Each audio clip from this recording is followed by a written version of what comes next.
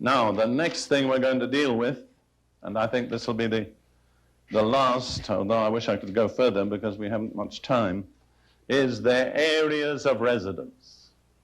Proverbs 25:28 says, thank you very much. Proverbs 25:28 says this: whoever has no rule over his own spirit is like a city broken down without walls. So that compares the inner nature of human personality to a city. And when the person has no spiritual defenses, that city is open to almost any evil spirit that wants to come in. You take a drug addict, that's his description. Anything can get into him because his walls are broken down. But in a city, there are a lot of different areas. There's the area where the wealthy live, there's the slum areas, there's the banking and commerce areas, there's the sports areas, there's the various ethnic areas. I used to live in Chicago, and this was, you know, there was the areas where it was all Poles, all Swedes, all Jews, and so on. And so inside you and me, there is a city with various areas with characteristic residents in each area. You understand? I'm going to give you a little list of the areas. I'm not a professional psychologist. This is simply based on years of experience. The first area, number one, the main one, is emotions and attitudes.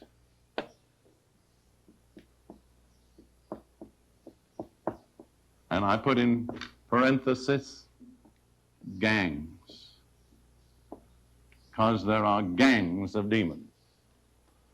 And each one opens the way for the next. And if you meet one, you should start searching for the others. Now, my personal opinion is behind every negative emotion and attitude, there is an evil spirit. Anger, fear, loneliness, misery, self-pity, pride, jealousy. There's a tremendous list. Now, the fact that you experience anger doesn't necessarily mean you have a demon of anger. But if your anger falls into the category of those verbs that we've discussed, then you probably have a demon of anger. There are certain root problems out of which the rest grow. I think the greatest single root problem is rejection. And rejection leads to a whole series. Loneliness, misery, self-pity, depression, despair. And when you got that far, you're headed one or other of two ways. Death, if it's passive; suicide, if it's active. I don't believe anybody ever committed suicide except under the impulse of an evil spirit. That's my personal opinion. I can't prove it. Another very typical problem is rebellion, which leads to resentment, to hatred, to anger, to violence, and, you know, produces the typical gang leader, and so on. Number two is the mind. In a way, the mind is the battlefield. Characteristic spirits that affect the mind are doubt, unbelief, confusion, indecision, insanity. And I've discovered that people who've been in the occult almost always have a problem with confusion. Depression, you can call it either emotional or mental. It doesn't matter, but it's there. The next area is, where are we? The tongue. There are a lot of characteristic demons of the tongue. The main one is lying. The Bible speaks about a lying spirit. There are people who are compulsive liars. They don't even know when they're lying. I had a friend like that. He was the president of the Full Gospel Businessmen in a certain city. He was also characteristically a salesman. He was a fine Christian, a wonderful talker.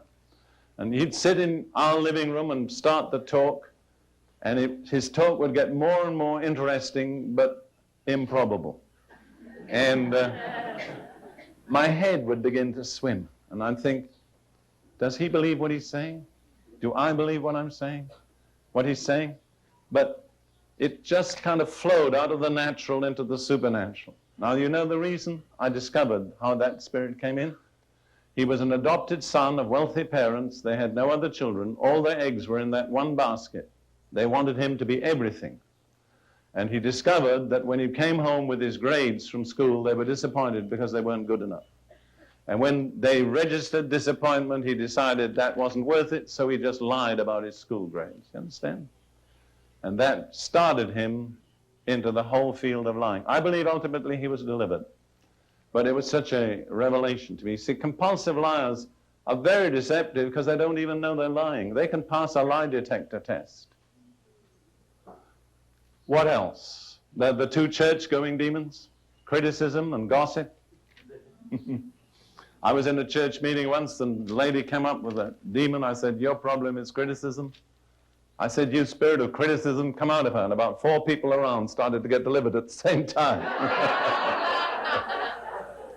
Exaggeration, the evangelistic demon. Blasphemy. I was a slave of blasphemy when the Lord saved me. Absolutely incapable of speaking without blasphemy. Unclean speech, and so on. Negative talking. Number 4, the thing that nobody talks about in church, sex. Because it's not discussed in church, the people with problems in the area of sex go to a psychiatrist. And he says, madam, you have a guilt problem, and your problem centers in your religion. Give up your religion and you won't feel guilty. No, they don't all say that. Well, I would say if you sat in church for 10 years and still feel guilty, your problem is your religion, really. I would change to another religion. If that's all it can do is leave you feeling guilty. Now, we have to say certain things about sex. First of all, sex is not evil. It's good. We have to clear away that misunderstanding. God created man and woman sexual beings. And after he checked on everything he created, he said it was all very good, including sex. One of the big problems in church is we're just not honest about sex. We're ashamed about it. We're prudish. And we encourage problems by that attitude. I would say every form of compulsive sex aberration is demonic, without exception. Masturbation, adultery, fornication, homosexuality, lesbianism, effeminacy, and all sorts of horrid perversions that we won't talk about. I would say every one of those is demonic. Now, you don't have to feel ashamed, but you do need to resolve your problem. Number 5, lusts. Now, we could have included sex under that heading, but it's such a distinctive area, I kept it separate. Perverted desires and appetites.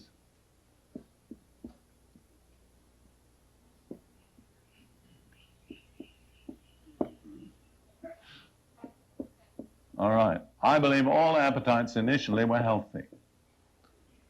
But by sin and demonic power, they've been perverted to become unhealthy and destructive. 1 John 2:16 speaks about the lust of the flesh, the lust of the eyes. There is demonic power that controls eyes. Some men have to look at women in a special way. They're absolutely incapable of not doing that. That's a demon that's focused in their eyes. As I've said already, gluttony is a very clear example of a perverted appetite. I had a woman once who traveled 70 miles in a snowstorm to Chicago to be delivered.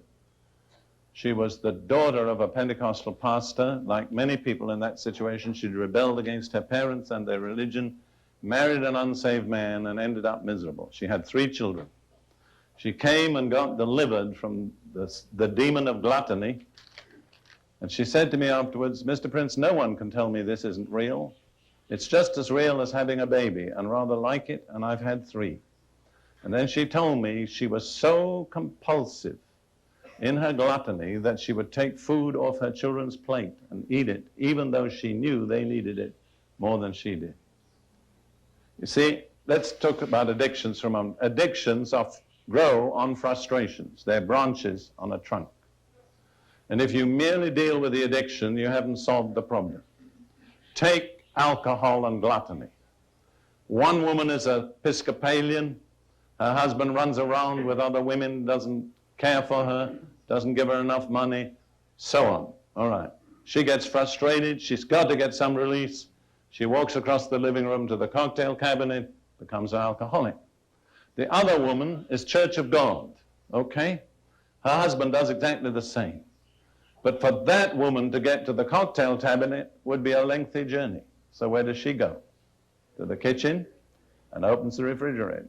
But she becomes a foodaholic. But the difference is minimal, really. And in either case, to help them, you've got to deal with the basic frustration, which is their attitude toward their husband. All right, we have to go on with the list. Number 6, the whole realm of the occult. I'm just going to write occult, but that is a vast realm. And every part of it is demonic, even the respectable parts.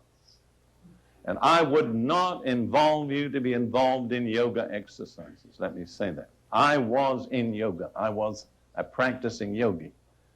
And I would tell you there's nothing in that I would touch with a 10-foot pole. You don't have to depend on yoga for physical health. The Lord will give you physical health. I'm just saying the occult is a deep, dark pit. It's one of those caves where all the steps, footmarks lead inwards and none ever lead outwards. All right, number 7. All false religions. Islam, Mormonism, Jehovah's Witnesses, Buddhism, Hinduism, and in some respects, Judaism. Okay, there isn't a false religion that doesn't have a demon on it. Satan is an expert in the field of a religion. It's the main area in which he operates. Number 8, all heresies. And by heresies, I mean departures from the Christian faith. Let's turn to 1 Timothy chapter 4 for a moment.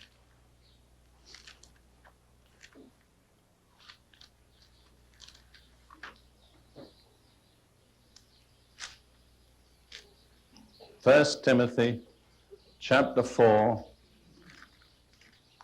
Now the Spirit expressly states, the Spirit, capital S, the Holy Spirit.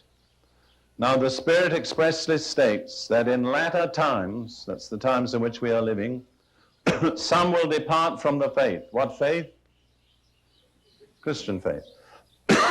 Why? Giving heed to deceiving spirits and doctrines of demons. This is happening on a wide scale today. And then it goes on to say, it gives some examples of their errors.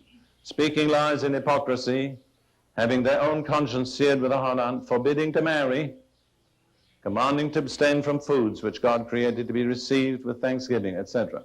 Particularly on the west coast of the United States, you'll find hundreds of thousands of people to whom that applies. They're becoming super spiritual. They decide not to marry, or if they're married, they don't cohabit with their spouse, and they're going to be super spiritual by what they eat. Now, I believe in eating wisely, but I don't make a religion out of it. You understand? The moment it becomes a religious issue, you're on the verge of the demonic. And you'll notice that people who get into food fads can't talk about anything else. That's another mark of the demonic. No matter where you start, you always end up with food. Don't eat this and don't eat that. There are lots of things I don't eat, but I do not make a religion out of it. You understand? All right, number 9, the area of our physical bodies. And we have dealt with many examples in the Gospels. Certain things I think are normally demonic. I would never say always. The first one I'd put on the list is epilepsy. And I have seen many, many people delivered. Ruth and I were in Lexington, Kentucky about 2 years ago now, and I had a blessing. A woman came to me, she was probably about 40, with her daughter about 18, and she said, Mr. Prince, 10 years ago you prayed for me and I was delivered from the spirit of epilepsy. Here's my daughter, she has the problem, pray for her. I was happy for that testimony. We prayed for the daughter. I have no doubt that she was delivered. I have seen scores of people delivered from epilepsy when it's treated as an evil spirit. If a person comes to me in a meeting, I'll say, no, I believe that's an evil spirit. I'm prepared to command it to go out. Do you want me to? Are you prepared? Because there may be a fight. There may be a struggle. If you don't want to, I won't do it. Some people say yes, some say no. All right, that is as far as we can go. We've dealt with the primary activities of demons, that list, I think, of 9 verbs. And here's the primary areas in which I have observed them operating. You see, a person may be completely clear in the area of sex, but maybe in a false religion. Or a person may have no spirits in the mind, but may be bogged down in the emotions. Or a person, let's say, maybe in a heresy, but be perfectly healthy. You understand? So there's a whole choice of areas. All right, that's the end of the first session. God helping us, we'll complete this in the second session.